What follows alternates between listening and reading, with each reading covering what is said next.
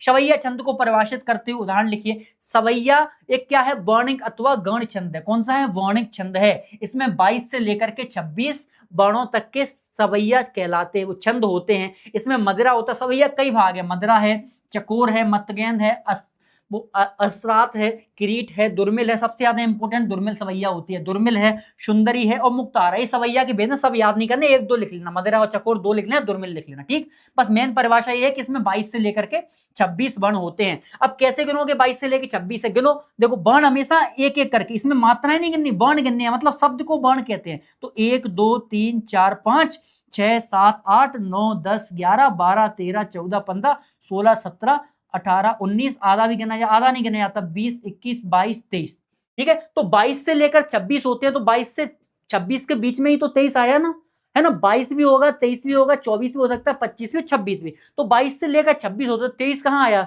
22 से 26 के बीच में। तो ये क्या हो गया भैया, सवैया हो गया, ठीक है। शेष गणेश दिनेश महेश सुरेश जाहे निरंतर ध्यावे, जाहे अनादि अनंत अखेद अछेद अवेद शुभेद बतावे, नारद से सुच व्यास रटो पचिहार तऊ मुन पार न पावे, ताहे अहीर की चोहरियां छचियावर छाछ को नाच नचावे। ऐसे हमारे कन्हैया जी को, अहीर मतलब जो ब्रज की गोपिकाएं हैं, छचियावर छाछ को क्या कर रही है, नाच नचा रही हैं।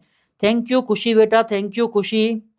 मनीषा भदौरिया कहीं सर आप बहुत अच्छा पढ़ाते हैं, थैंक यू मनीषा। चलो बढ़िया है, बढ़िया है, बढ़िया है।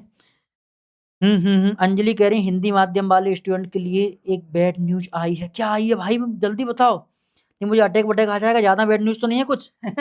चलो ठीक है, हाँ हाँ ठीक है। अभिषेक द्विवेदी जी, बिल्कुल बिल्कुल। नेहा शर्मा है, कुछ नहीं, आपस में ही लगे हैं भाई साहब, थोड़ा इधर भी देख लो, ठीक। चलो बिंब विधान से आप क्या समझते हैं। बिंब मतलब, बिंब शब्द का सार्थक अर्थ है मूर्ति प्रदान करना, यानी कि मूर्ति रूप प्रदान करना। मतलब कि जब तुम्हारे मन में कोई दोस्त तुमसे कुछ कह रहा है और तुम्हारे दिमाग में उसकी इमेज बनने लगे, तुम वैसा ही फील करने लगो, उसे हम बिंब के अंतर्गत कहते हैं। डॉक्टर नगेंद्र के अनुसार काव्य बिंब शब्दार्थ के माध्यम से कल्पना, यानी कि इमेजिनेशन, कल्पना द्वारा निर्मित एक ऐसी मानस छवि है जिसके मूल में भाव की प्रेरणा होती है कि तुम्हारा दोस्त तुम्हें कुछ कविता सुना रहा है, मतलब कुछ बता रहा है, और तुम्हारे दिमाग में वही इमेज बनने लगे। इसे क्या कहेंगे, इसे बिंब कहेंगे। क्या कहेंगे भैया, इसी को हम बिंब कहते हैं, ठीक है। चलो जल्दी से आओ, सोटा छंद की परिभाषा उदाहरण सहित लिखिए। सोटा क्या होता है, सबसे पहले लिखो, सोटा दोहे का उल्टा होता है। लिखा है हमने, नहीं लिखा, ये लिखा है, सोटा दोहे का उल्टा होता है। मतलब दोहे में क्या होता है, 13 प्लस 11 मात्राओं के साथ टोटल 24 मात्राएं होती हैं। लेकिन सोठा में 11 और 13 होती हैं। सोठा में कितनी होती है, पहले 11 होंगी फिर 13 होंगी, ऐसे करके 24 मात्राएं होती हैं। इस बात को बहुत अच्छे समझ